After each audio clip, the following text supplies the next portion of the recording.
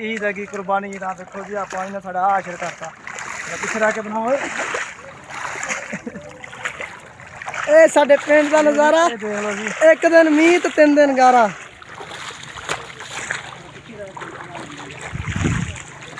ये जी हम दूसरे घर मेहमानों में जा रहे हैं उन्होंने मौसम आया है पागलपन आया है।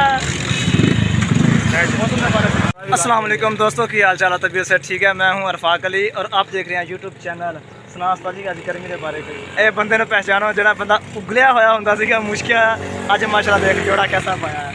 जी कित्थों मारिया कित्थों मारिया जित्ती लगानी है 350 का मारिया लंडे चो। अच्छा साजी कोई गर्मी के बारे गर्मी का बोन पा साजी तुसी मैं कुछ नहीं दस रहा यार तेन खुद पता वा यार जाओ। हाँ सही आ नंगा ही बैठा मैं नंगा ही बैठा फोन कर रहा है। ए देखो जी गर्मी दे विच टिकटॉक स्टार टिकटॉक मार रही साजी दिखा के मेरे को गाना ला नंबर कटे लगा तो मेरी आ देखो जी यूट्यूब वास्ते वीडियो तैयार कर रहा सी ते इन्हें टिकटॉक वास्ते बना ली। आए होए वाह भी वाह वाह।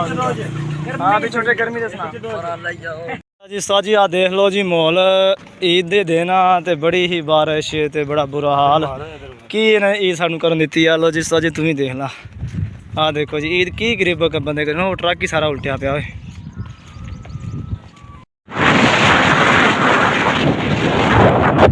अज भी ईद आ ते बड़ा ही तूफान देखो अल्लाह खैर करे गरीब बंदे का जी बनेगा बड़ा प्यारा खूबसूरत नज़ारा वा।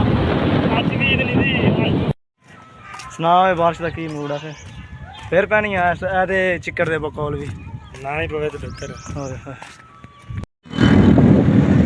ईद वास्ते घूमने फिरन तो गया सी पर की आ के मौसम भी बड़ा खराब बन गया वापस जाना पै गया।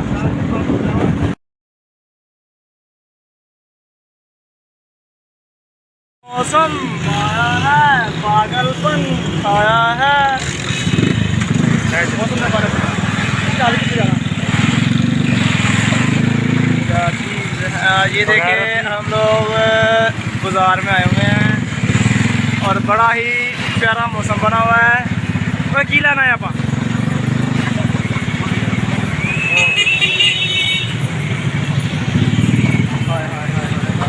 हाय हाय हाय हाय हाय कोई आओ हम खाइए हम का की देगा ओ आओ पीछे रेडी से लगे ओ हम और साजी स्टोर किवें चल रहा है थोड़ा डॉक्टरी का ओ साजी या 10,000 स्टोर किवें चल रहा है मेडिकल स्टोर कितना काम का ठीक चल रहा है। गर्मी ने सुना कोई वावा गा गू गा रहा कोई मरीज वगैरह अच्छा बड़ी तबीयत खराब हुई थी बीमार होया बेचारा दवाई लेना है ठीक है कितने